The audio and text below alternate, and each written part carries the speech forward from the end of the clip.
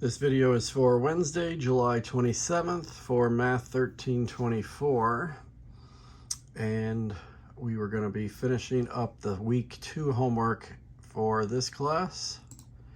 Week 2 homework, and we left off with, we went all the way through 49 now, so there's 21 questions to go, which is a little less than a third.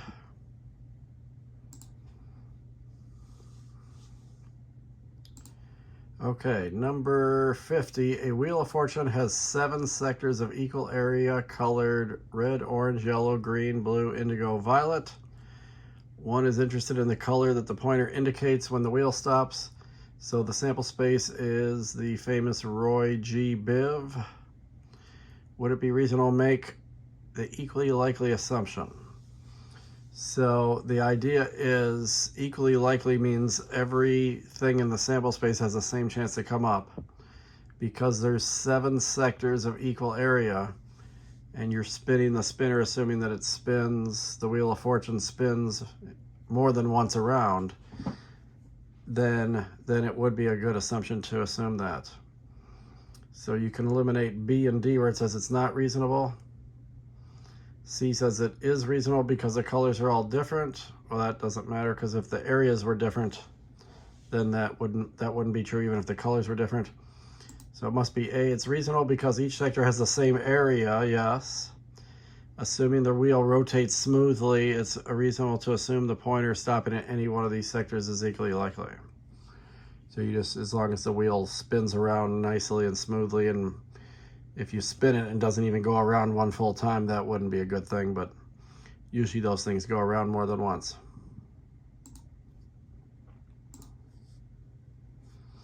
Okay, so now we're up to section 8.2, and they're doing a little side concept here.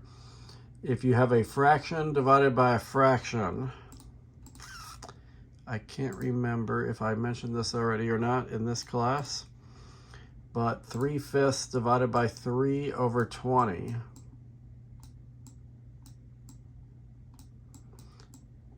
I know we did fractions, adding, subtracting, multiplying. I think we did dividing too. So if you remember where I said, when dividing fractions, don't be shy, flip the second and multiply.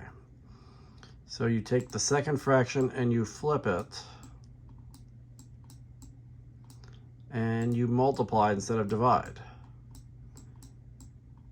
When dividing fractions, don't be shy, flip the second and multiply. By flipping the second fraction, the entire denominator cancels out. Oops. And now you get to multiply instead of divide, which is easier to do. And in fractions, if you're multiplying, you don't need common denominators, so it's okay, these denominators are different.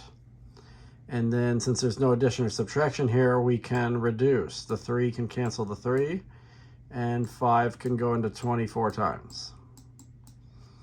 And we only have a 4 left in the top. The bottom is blank, which technically is a 1, but we don't have to write a blank denominator, so just 4 for the answer. If the 4 was in the bottom and there was nothing at the top, we'd have to put a 1 over 4. This little trick helps a lot. I get calculus students, when I teach them that, it sounds like a junior high thing, but they like that and it helps them on the real complicated problems. So it looks real messy when you have fractions inside of fractions, but then it comes out nice to exactly 4. In a lottery game, a single ball is drawn at random from a container that has 25 identical balls numbered 1 through 25. Find the probability that the number drawn is an even or a multiple of 6. So we've got 1 through 25. The even numbers from 1 to 25 would be 2, 4, 6, 8, 10. There's 5 of those. 12, 14, 16, 18, and 20. There's 5 more.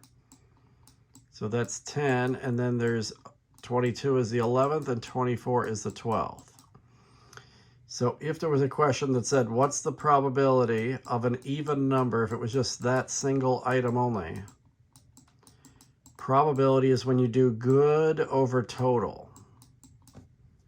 There are 12 of these even numbers that are considered good in this case. There's 25 total. So the probability of an even on its own is 12 out of 25. If I do a multiple of 6, it's another event, multiple of 6, 6, 12, 18, 24. The probability of a multiple of 6 is 4 out of 25.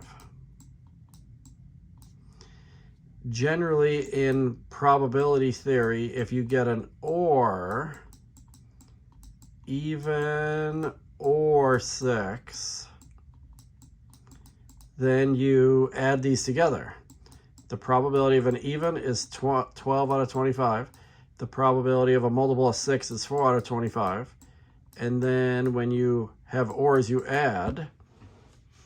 The only snafu is if these two things, if it's possible to do both at the same time, then you have something extra to subtract as well.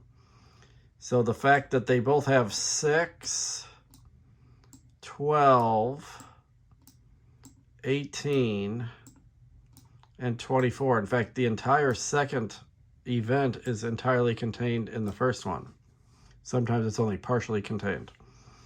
So all 4 of those are being double counted. I'm already double counting 6, 12, 18, and 24 if I do this.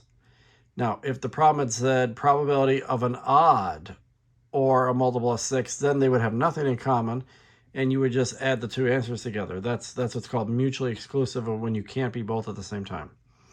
But when you can be both, then you have to subtract all the ones they have in common. They have 4 in common, so I'll subtract that. And in fact, because all of these are already in the other set, then it's the same question as just asking for the first thing. It's going to be the same as this. This is going to cancel that, and we're going to get 12 out of 25. But say they only had 6 and 12 in common, then you would subtract 2 out of 25. So we go right back to 12 out of 25. Same as what the first half of it had as an answer. If the probability is 0.27 that a candidate loses the election, what is the probability that he wins? This is a concept called a complement. Complements are opposites of each other. Common examples are heads versus tails on a coin. You either get a head or you get a tail. Evens versus odds.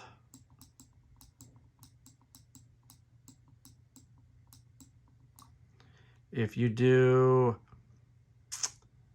you can do it generally too, like do something like the probability of rain versus that it doesn't rain, no rain. Rain versus no rain. Now I remember what I was going to say. Boy versus girl.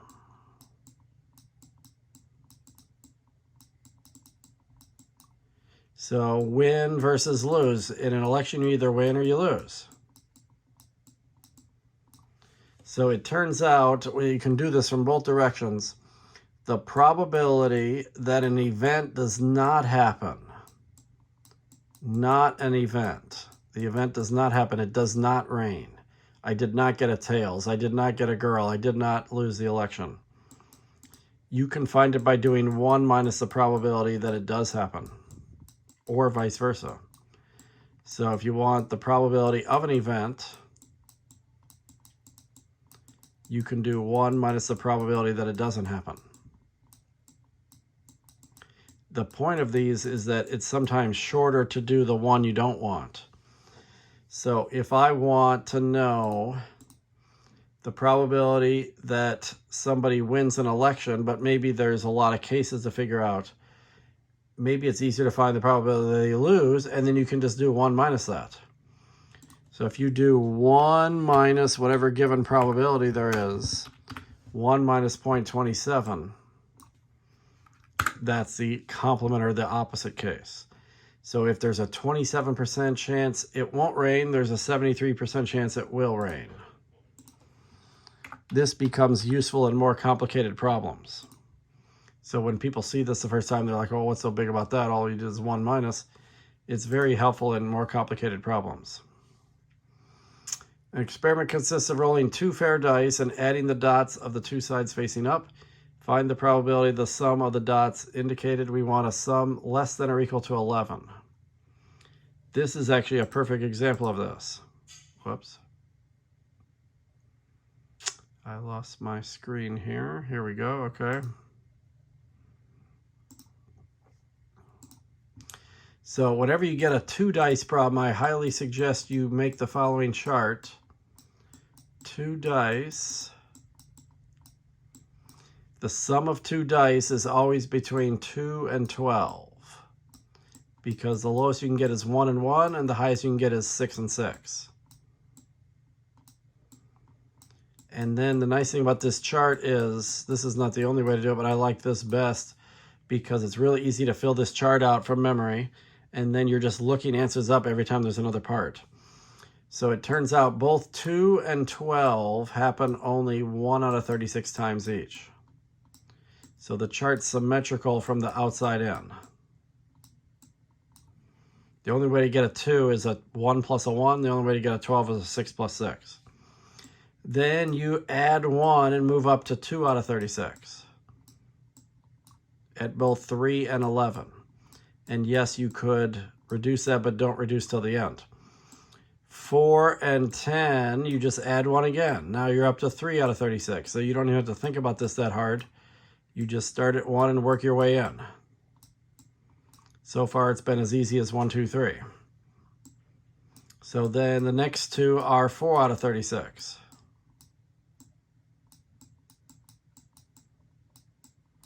Then 6 and 8 are 5 out of 36.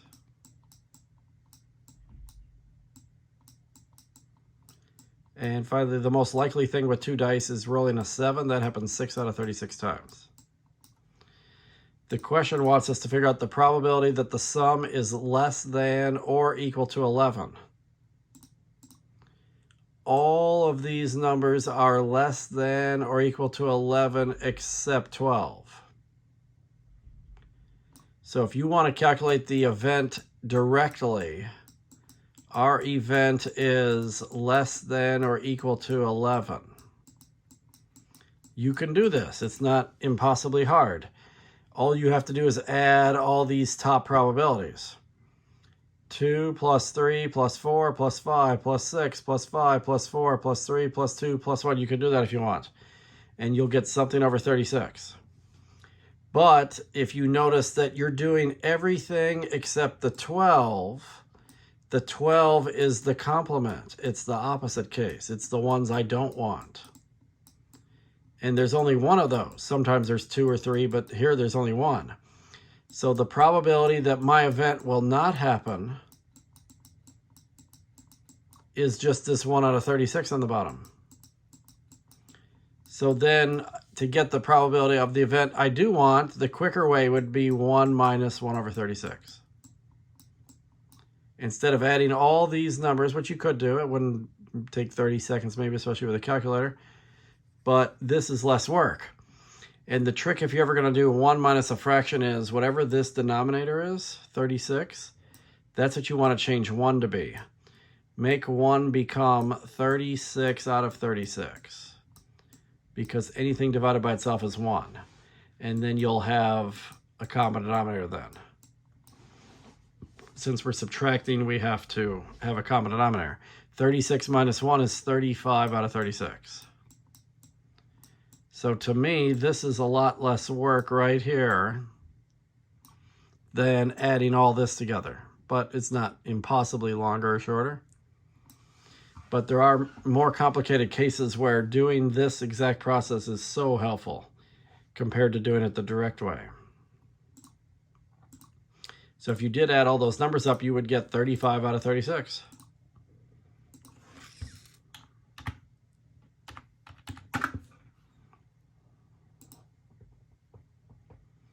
Okay, given the following probabilities, find the odds for and the odds against. Okay, so here's how this works. You can convert probability to odds. You always hear people in the public say, what are the odds of that happening? And I don't think they really know what they're actually asking. I think they're relating that to probability, not odds. So part A, there's a 5 out of 7 probability. A 5/7 probability of, say, that it's going to rain. Probability, kind of as a definition, is good over total. Good over total. So we have these two concepts, odds in favor and odds against. And they're just backwards from each other. So if you get one right, you're going to get the other one right probably. And all it comes down to is knowing that odds in favor is when you compare the good cases, not to the total, but to the bad cases. And then odds against is reversed, bad compared to good. So if you have 7 total cases in an experiment and 5 of them are good for you, then it's possible to figure out how many are bad for you, because good plus bad equals total. This is another deal where there's only 2 things, like rain and no rain, or heads versus tails, or evens versus odds. So you're either good or you're bad, and then if you add that together, that's total. So if there's 5 good cases and 7 total cases, we could just solve for B. Subtract 5. B equals 2. 5 plus 2 is how you get 7. So you got to take the one they give you, know its definition. There's 3 definitions to know here. Probability is good over total. Odds in favor is good compared to bad. Odds against is bad compared to good. And then out of the 2 you're given, usually one of those 2 is going to go in this other answer. The 5 is the good, so that's still here and here. And I just figured out the bad were 2. So that's 2 and this is 2. And then typically with odds, they typically don't write it as a fraction because probability as a fraction can't be bigger than 1. You could never have 7 over 5 for probability. But it turns out you can for odds. You can have 5 compared to 2. So just to avoid that confusion, it's the 2 most common ways to write odds is to put this word TO between them or just a colon between them. So the odds in favor are 5 to 2. The odds against are 2 to 5. So what that means is if you did this experiment 7 times, 2 times you would lose or something bad would happen to you, and 5 times something good would happen to you. If you follow sports and they do the odds against some NFL team winning the Super Bowl, they always quote that as odds against because most teams are more likely to lose than win. So if a team actually had 2 to 5 odds against, that would mean if you could play the season 7 times, only twice would they lose and 5 times they would win the Super Bowl. So, whoops, I don't need to, I keep doing that when I don't need to. So the odds for, and I gotta see how they want it written. Type odds is so they say type odds is a fraction just because I guess they have no way to grade it any other way. So that's like 5 to 2 or 5 colon 2. And then this is reverse 2 colon 5. So same deal on B, 8 good cases and 9 total cases. So the odds for are good compared to bad. If there's 8 good and 9 total, that means there's only 1 bad. And I'm not sure if they're going to count that wrong because normally you wouldn't write it this way, but normally with odds you want to put, even a 1, you want to put that in the answer. Odds against is always just reverse, so 1 to 8. Okay. See, because fractions we normally wouldn't put 8 over 1, but for odds you need that. Okay, so if the probability is 0.69, here's what you can do. 0.69. 0.69 literally means 69 out of 100. In a calculator, if you do 69 divided by 100, that's how you get 0.69. So now I've got my good and my total by doing that. And good plus bad has to be total. So 69 plus something has to equal 100. And just solve algebraically and subtract 69.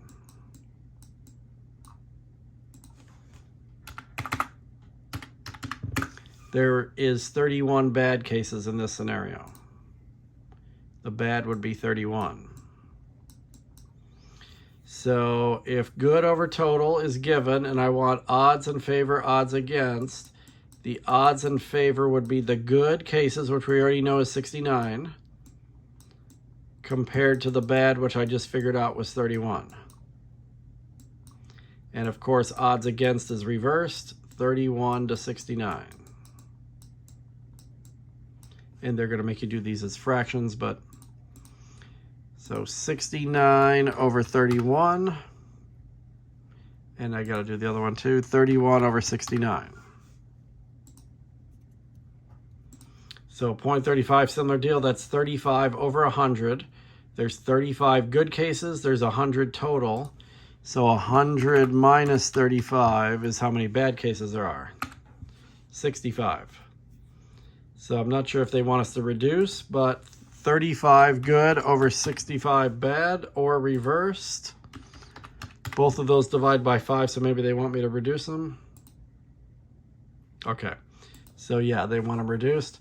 35 divided by 5 is 7. 65 divided by 5 is 13. And then it's the same thing here, just backwards, 13 and 7. It didn't say whether to reduce, or maybe it did. Yeah, it did say simplify your answers, so I should have read that. Okay, so compute the odds in favor of obtaining a number divisible by 3 in a single roll of a die. So the best way to do this is think of the probability of the event first. If you do a single die, not two dice, but a single die. Die is singular, dice is plural. All you get with one die is 1 through 6. So I'm going to figure out the probability of, they say a multiple of 3, divisible by 3. So how many of these numbers are divisible by 3? You want to be divisible by 3 out of this list only. 3 divides by 3 and 6 divides by 3. So the probability of this event is 2 out of the total 6, or reduced to 1/3. This is good, this is total. If you have one good case out of 3 total cases,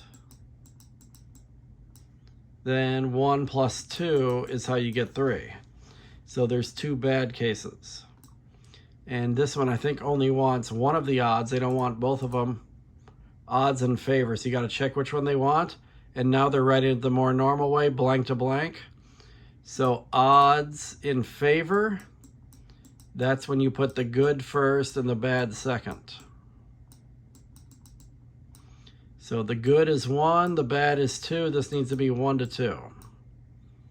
The odds are 1 to 2 that I would have this happen on a die. So in other words, every 3 times I roll a die, this will happen once and not happen twice on average. It's not a guarantee that every 3 times you do it that happens, but a long run average. Odds in favor again, at least one head when a single coin is tossed 6 times, okay? At least one head, okay. So this you don't know how to calculate yet, but here's where we're going to employ the complement again. So if you flip a coin 6 times, we have 6 flips of a coin. The way to calculate this directly, you don't know yet, and there's actually 2 ways, and one would be too hard and the other one you don't know yet. So if you do a tree diagram, you can get heads or tails for the first flip. And then the second flip is heads or tails. And you have to do this 4 more times. So you'd have to branch off here. This is your 3rd round, and then do it 3 more rounds after that. So you get so many branches, it's hard to keep track of them all. If you do this more than maybe 3 or 4 times, you wouldn't want to make a tree diagram. So if they would have said 3 flips or 2 flips or 4 flips, then maybe I could do a tree diagram. 5, 6, it starts getting to be too many. It's going to turn out that there's 64 branches on that tree. So that's too hard to do. And the other direct way of calculating it, we're going to learn, I think, maybe next section or some other point. So what ends up happening is that if you ever get the probability of at least one means 1 or higher. So if I want at least 1 heads, that means I could get 1 head or 2 heads or 3 heads or 4 heads or 5 heads or 6 heads. In other words, it's everything except for no heads. So the shortcut to doing at least 1 is 1 minus none. And none is easy because if you want no heads, the only path that's going to lead you there is this bottom one that leads to all tails. So there's one path out of all these cases, and the number of cases is 2 to the 6th power. Because I'm flipping a coin that has 2 possibilities, and I'm doing it 6 times. 2 to the 6th power is 64. So there's only a 1 out of 64 probability to get no heads. It's hard to do, actually. It's hard to get 6 straight tails. So 1 minus that would be at least 1 head, because these are complements of each other. You either get no heads or you get at least 1 head. So the trick is you switch again the 1 to be the denominator over itself, 64 over 64, minus 1 over 64, which is 63 out of 64. Good over total. I just found the probability. Good over total. Now they want odds in favor. Odds in favor is when you do good compared to bad. Well, we know the good's 63, so that's going to be the first half of the answer. And if there's 63 good ones and 64 total, we need 1 more, so we have 1 bad case. The 1 bad case is getting all tails in this scenario. So there's a 63 to 1 odds in favor that you will get at least 1 head and you won't get any tails. Or you won't get all tails, I should say. So 63 out, I would write 63 to 1 or 63 colon 1, but if they say type of fraction, then you have to put 63 over 1, even though we normally don't put that for an answer, but that's because odds have the 2 numbers that compare to each other.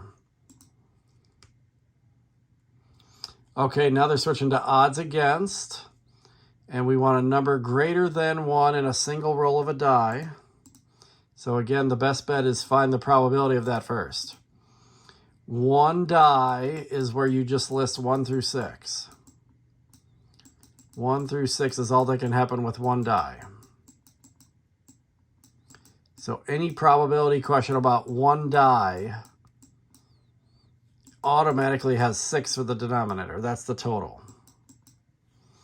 And they want greater than a 1. How many of these values, the possible values, are greater than 1? All of them are except for 1. 2, 3, 4, 5, 6, those are all greater than 1. So the probability of getting greater than 1 on a single die is 5 out of 6. There's 5 good cases, 6 total. And if you have 5 good and 6 total, it's pretty easy to figure out how many bad cases there are. 5 plus 1 is 6. 5 plus 1 is 6.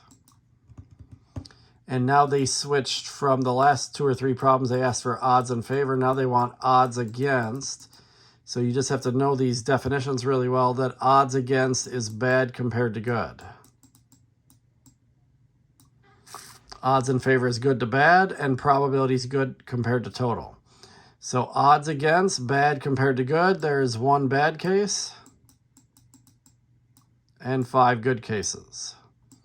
You never use the total in odds. Odds never has total in it. 1 to 5.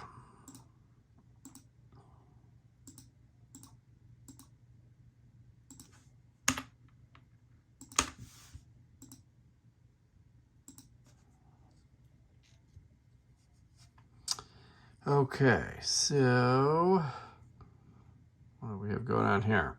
He or she drives less than 10,000 miles per year or has an accident. Okay. So less than 10,000 miles is right here. And if you go down that column, and these are decimals because they've already divided by the total in essence. So less than 20,000, that's got a probability of 0.20. Or has an accident. Accident has an answer of 0.50. And remember, or is you add. So you're definitely going to do 0.20 plus 0.50 and get 0.70. And that's either the answer or you might have to subtract something. So can you drive your car less than 10,000 miles and more than 15,000 at the same time? No, you either drive less than 10,000 or you drive over 15. So if these table problems have parallel parts, the parallel parts, you can't be both at the same time. So if I said, well, let me just find a car, what's the chance that a car I come upon either has less than 10,000 miles on it or has more than 15,000? Since you can't be both, then you just add those two together. So if they're parallel in the table, then you can't be both and you just add them together. But if one is vertical and the other one's horizontal, then you can be both. The part where you're both is this 10 right here, the spot where they meet each other. So the probability that you're less than 10,000 miles is 0.20, but where'd that 0.20 come from? It came from these two 10s added together. The probability of an accident is 50%, but where'd that come from? That came from 25 plus 15 plus 10. This 10 got double counted. So instead of doing 20 plus 50, 70, you got a minus 10 and you get 0.60. He or she drives 10,000 or more miles per year and has no accidents. So 10,000 or more would include this category and this one. And in a table problem, ands, you just go to where they crisscross each other.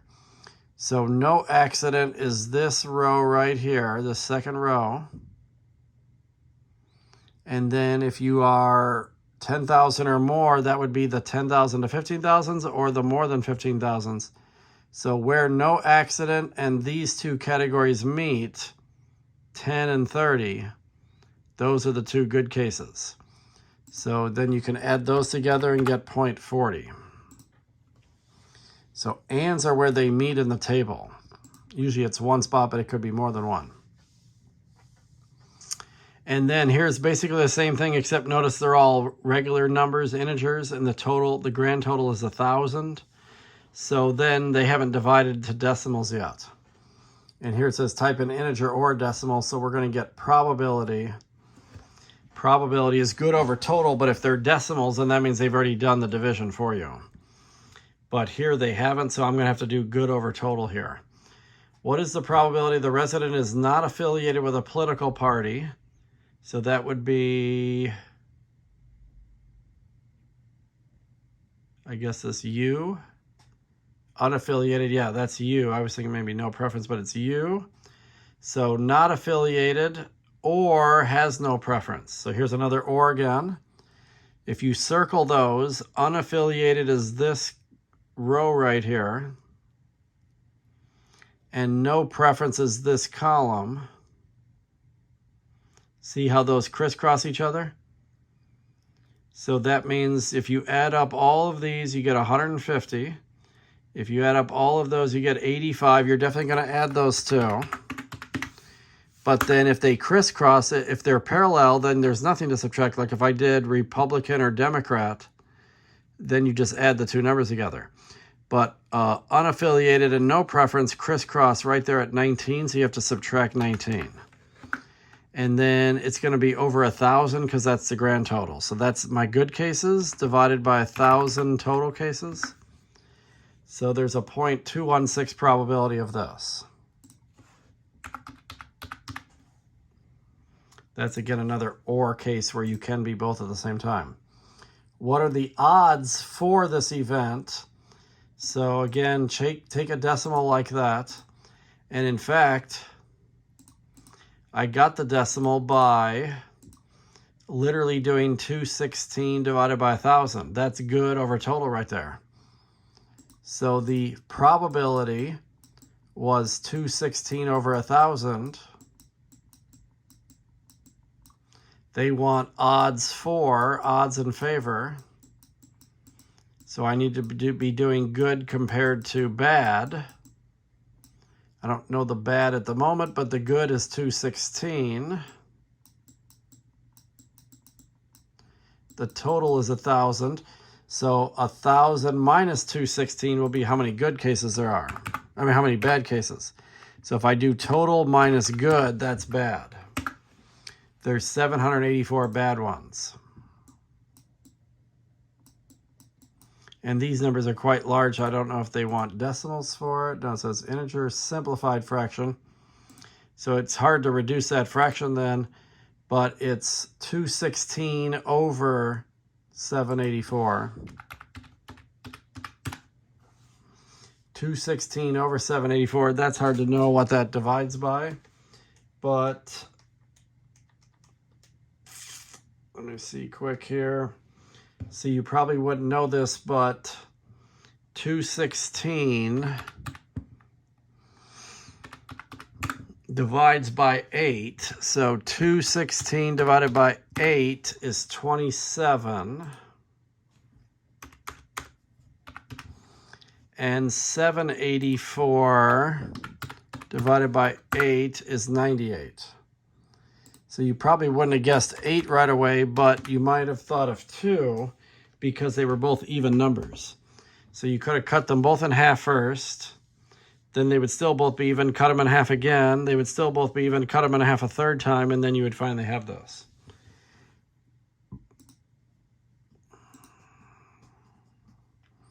What is the probability the resident is affiliated with a political party and is where they meet in the table and prefers candidate A? So circle candidate A, which is the top row right here. Then circle, now usually it's one thing, but they're doing 2 here. Political party means you're a Democrat or a Republican. So Democrat or Republican, and you have to be you have to like candidate A. So where did those crisscross? They crisscross at the 204 and the 100. Now, if it just said Democrat and candidate A, you would do candidate A and circle it. You would do Democrat and circle it, and they would crisscross right at 204. So then the probability would be 204 over the 1,000 total. But because they made it more generically political party, then that includes the Republicans too.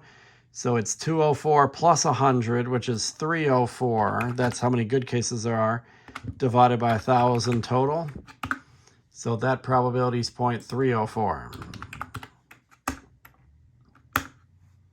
And maybe they're going to do odds for this one. Odds against. This one was odds for. Now we want odds against. So the probability was 304 over 1,000. Good compared to total. We want odds against. So that needs to be bad compared to good. We know the good is 304. And then if we do 1,000 minus 304, that's the bad. 696. So again, it's hard to reduce this all at once, but if you want to do it slower, that's fine. These are both even numbers. They definitely divide by 2, and you might have to do it more than once. 696 divided by 2 is 348. 304 divided by 2 is 152. they're both even numbers still, so they both divide by 2 again. So while this one's still here, let me divide by 2. That's 76. 348 divided by 2 is 174. They're still both even numbers, so they both divide by 2 again. Maybe they both divided by 8, like the last problem. Divide by 2 is 87. Now it's not even anymore. 76 divided by 2 is 38. So they don't divide by 3, so I think that's going to be it. 87 divided by 38.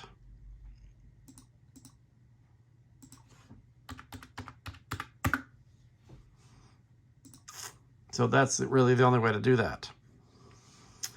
Okay, so we have one section remaining, 8.3. 8.3, now we're on 61 through 70. There's 10 problems left. Last 10 problems are section 8.3. And this is some more probability, but now there's something called conditional probability. In a single roll of 2 fair 6-sided dice, find the conditional probability the sum is less than 10, given that the sum is odd. So if we know the sum is odd, I need to go back to my chart right here. Given that the sum is odd, this is what conditional probability is. I want the probability that we are less than 10 given that the sum is odd. So what you do is you want to look at all the odd ones. Kind of siphon off the odd ones. That would be 3, 5, 7, 9, and 11. So the way you read this is given. Given that you know the sum is odd, given that you know it was a 3, a 5, a 7, a 9, or 11, what's the probability that you're less than 10 out of those? Because not all of those are less than 10. But 3, 5, 7, and 9 are less than 10. 11 isn't. So then you just add those probabilities. 4 out of 36 plus 6 out of 36 is 10. Plus 4 is 14. Plus 2 is 16. 16 out of 36. Those divide by 4. 16 divided by 4 is 4. 36 divided by 4 is 9. 4 out of 9.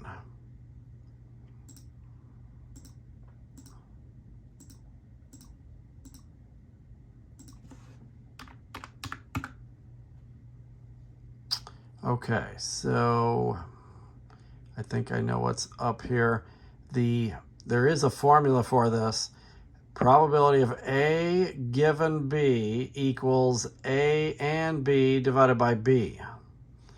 So sometimes you can get away with avoiding the formula. That's what I was trying to do, but apparently it's not going to work here. So we want to do sum is less than 10 and it's odd, divided by odd. Maybe that's the part I'm missing, is the divided by odd. Whoops. Okay. So I did the and this is why they had that other homework problem about a fraction inside of a fraction. So I did less than 10 and odd. That's actually this answer.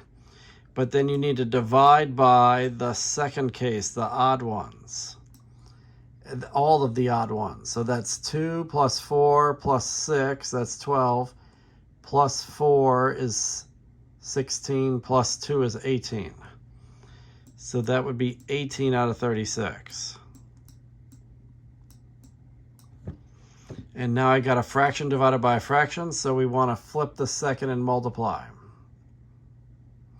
If you have 16 out of 36 divided by 18 out of 36, flip the second and multiply.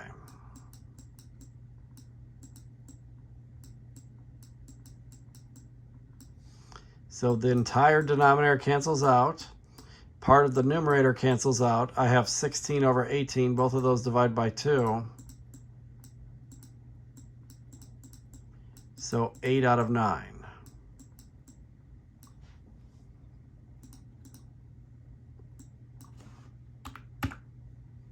So you have to just go by the formula. We'll do this again here on another problem. Find the conditional probability of a single roll of 2 6-sided dice. Neither die is a 3, given that the sum is greater than 9. So neither die is a 3, given that the sum is greater than 9. So given that sum is greater than 9, that's the key part to get to. Given that the sum is greater than 9, that's 10, 11, and 12. That's the second half of it.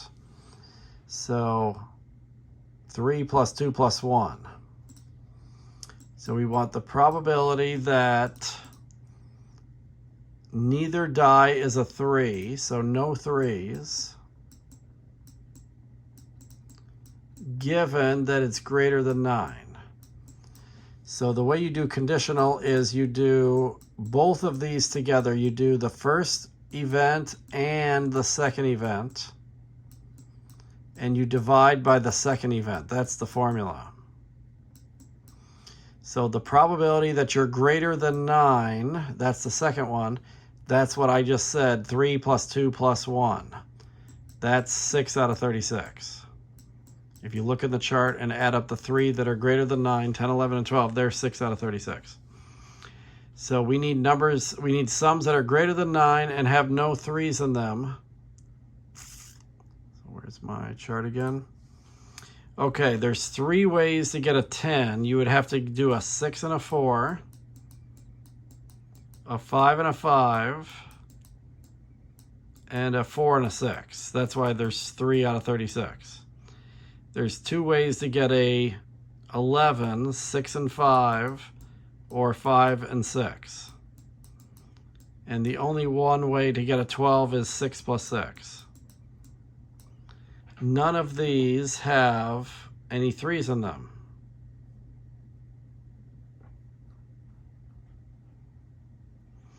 And there's 6 of them, so no 3s, and you're greater than 9 should turn out to be the same thing.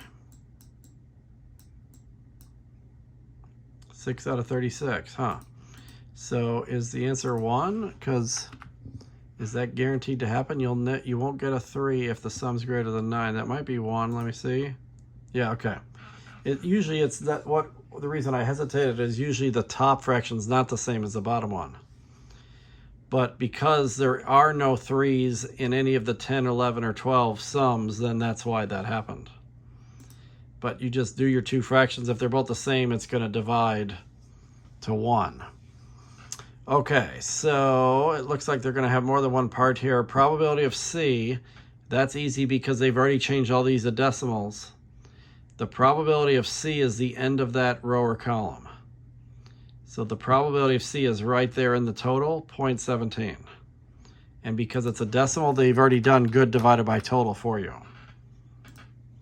If the chart is filled with integers, then you have to do good over total. In essence, what you're doing here is 0.17 divided by 1, which is 0.17. Okay, that's weird. That's all that wanted. Okay, same deal here. We have all decimals. So the probability of B and E and is where they intersect each other, where they crisscross.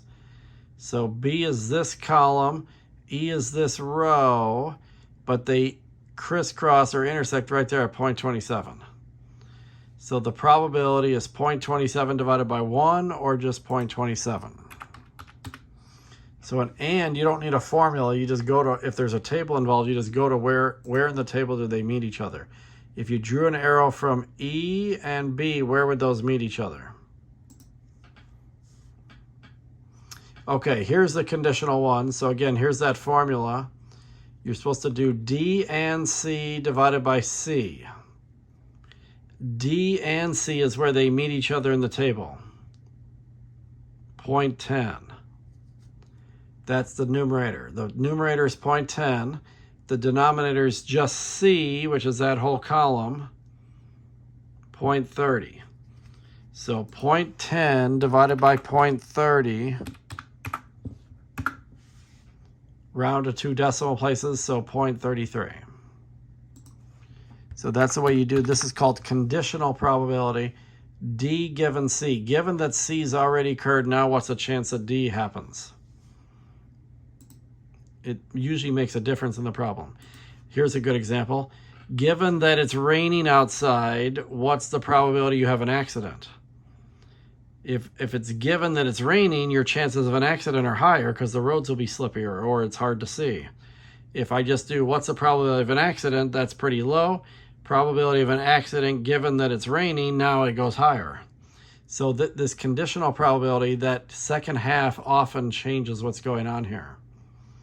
We want to do B given D, so the formula for that is B and D, and it's always by the second one, divided by the second one. So this is the same as problem 65. You just do B and D. Where do they meet in the table? B and D, they meet right there at 0.10. And then you divide by D, which happens to be the row. So it doesn't matter if the second one is across or down. In number 65, we went down for the second one. Now the second one's across. So 0.10 for where they meet, and then the end of the D row is the bottom, 55. So you're going to do 0.10 divided by 0.55. Round to 2 decimals, so 0.181818 is 0.18.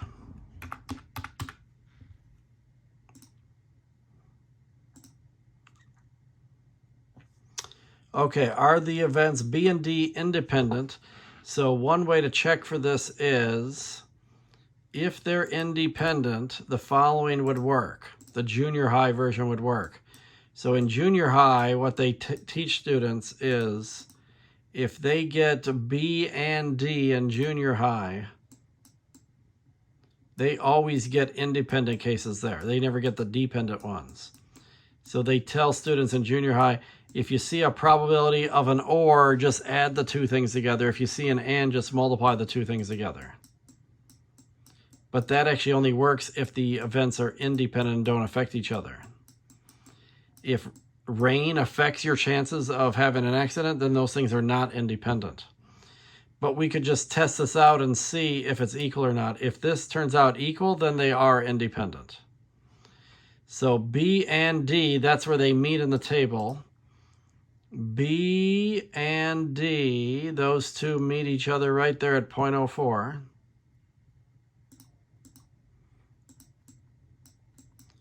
So probability of B is the end of that row or column. The probability of B is 0.40.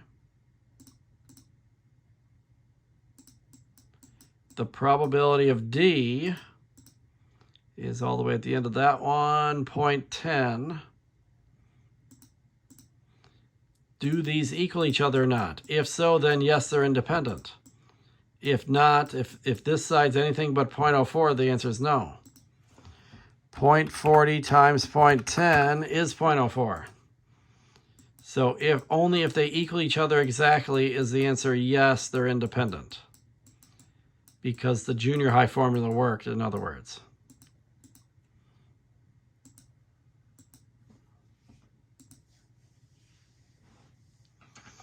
Okay, we got 3 problems left. A fair coin is tossed 9 times, so this would be really hard to do with a tree diagram. What is the probability of tossing a tail on the 9th toss, given that the preceding 8 tosses were heads? Okay, it's common knowledge that coins are independent. Flipping coins does not affect the next flip. It doesn't matter that the preceding 8 tosses were heads. A coin always has a 50% chance of coming up heads or tails no matter what's happened in the past, because it's independent. Things in the past don't affect things that are going to happen next. If things are dependent, then that actually matters what happened. So this given part, if the events are independent, this part's not going to matter. So the probability of tossing a tail on the 9th toss is 0.5, because it's always 0.5 every time you flip a coin, although they say integer or fraction, so they're not going to take 0.5, so I need to put 1/2. That's a case where the given part doesn't matter. What is the probability of getting either 9 heads or 9 tails? See, that's not the same thing. But remember when we did the 6 tails in a row right here? If you want 6 consecutive tails, the probability of that is 1 over 2 to the 6th power. So if you want to get 9 consecutive heads or 9 consecutive tails, it's 1 over 2 to the 9th for each one of them. And then ors, you just add them together because you can't do both. So I can figure out 2 to the 9th power, 2 to the 9th power. And if I 1 over that and either add it to itself or times 2, that's a chance of 9 consecutive heads or 9 consecutive tails. It's pretty low. They want a fraction though. So how do we turn this to a fraction? Well, it's right here actually. See how it's 1 over 512 times 2. So that could be easy to make a fraction. 1 over 512 times 2. The 512 and the 2 both divide by 2. So 512 divided by 2 is 256. And then the 2's would make a 1, so I'm going to get 1 over 256. There's a 1 in 256 probability of getting 9 consecutive heads or tails. So if you flip 9 coins, and it doesn't matter in coins if you flip 9 coins or flip 1 coin 9 times. So get 9 quarters and throw them all up onto the ground and just check them all. Are they all the same or not? Most of the time they're not going to be. So what this is saying is if you did that experiment 256 times, 256 different times, you took 9 coins and just threw them into the air, and then when they hit the ground, were they all the same? On average, once out of 256 times of doing that, you would get them all to be the same. So it can happen, but it's highly unlikely. 255 out of every 256 times you try it, on average, it's not going to work. Okay, so now here is a tree diagram. You want the probability of M and S. M and S, I think what you do for that is you just go to that path. Here's M and there's S. So M and S, and means they both have to be true. So you're on the 0.2 path to M, and then you're on the 0.6 path to S, and you just multiply those. 0.2 times 0.6 is 0.12. Integer or decimal, so 0.12. The probability of R, notice there's a path that leads to R here, and there's another path that leads to R there. And you don't know which one, so that's kind of like an or. I can either do this or I can do that. So each one is like part A. The first path leading to R is 0.2 times 0.4. 0.08. The other path that leads to R is 0.8 times 0.7. And then you add them together. Because you can do this or that. I can go to the first path or the second path to make R happen. 0.64.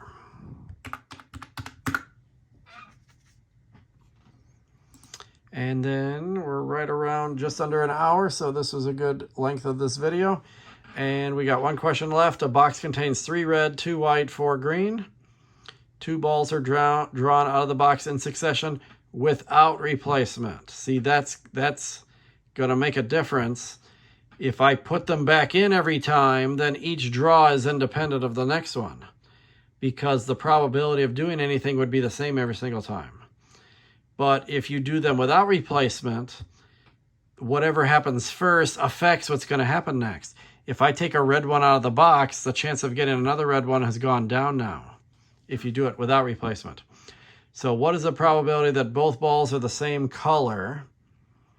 So we've got red, white, and green. This one's a little complicated. Red, white, and green. And there are 3, 2, and 4 of those. 3 plus 2 plus 4, there's 9 total balls in the bin. So the chance of you getting a red on the first draw is 3 out of 9. And then you have to, if you're going to get 2 reds in a row, 2 of the same color, you have to assume the first one worked, because and means they both have to be true. I need a red and I need another red on 2 consecutive draws. So ands you multiply, and then I have to assume that I got the red first and I leave it out. So there's 1 less red left, and there's even 1 less ball left. So to get the first red is 3 out of 9. To get the second red, it's 2 out of 8. And you can reduce this to 1/3 and 1/4.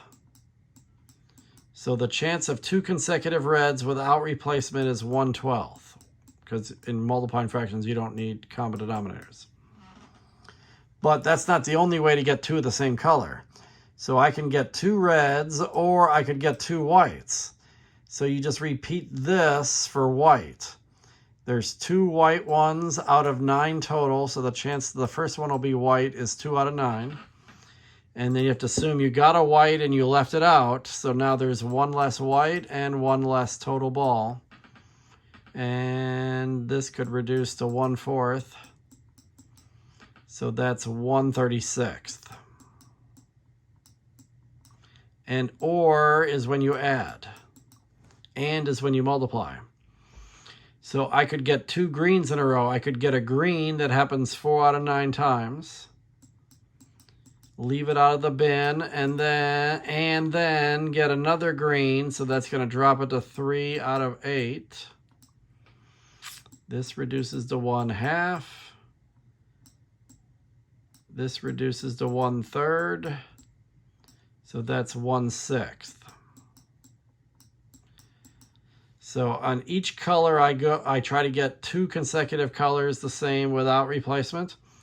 So you just figure out what's the first probability, good over total. And then if you want the same color, both of these decrease by 1. And then here's the ending to this. I want to get 2 reds or 2 whites or 2 greens, because it just said 2 of the same color.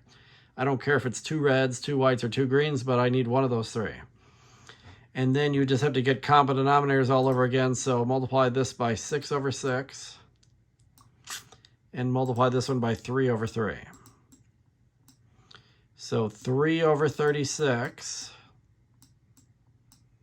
plus 1/36 plus 6/36 is 10/36. And both of those divide by 2, so 5/18. There's a 5 out of 18 probability that both will be the same color.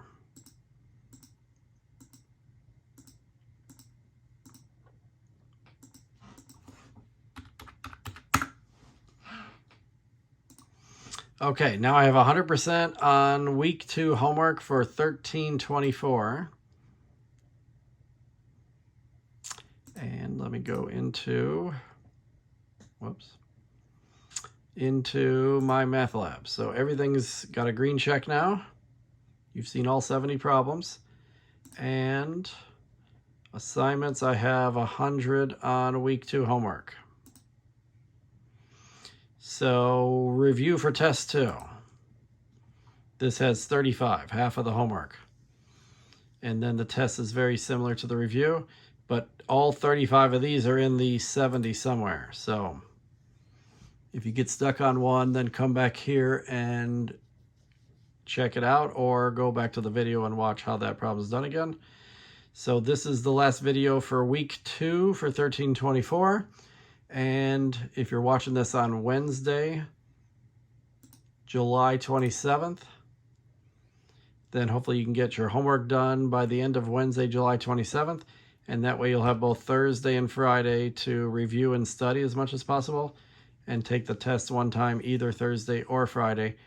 Once Thursday arrives, then the test will appear right here below the review. So week 1 homework, review test 1, and then test 1 appeared. Week 2 homework, review for test 2. Test 2 will appear right here on Thursday. So then it'll be visible, and then it's due Friday night, the 29th by midnight. So that's it for week 2, and then you'll see me again week 3. I'll do another 3 videos next week, Monday, Tuesday, and Wednesday.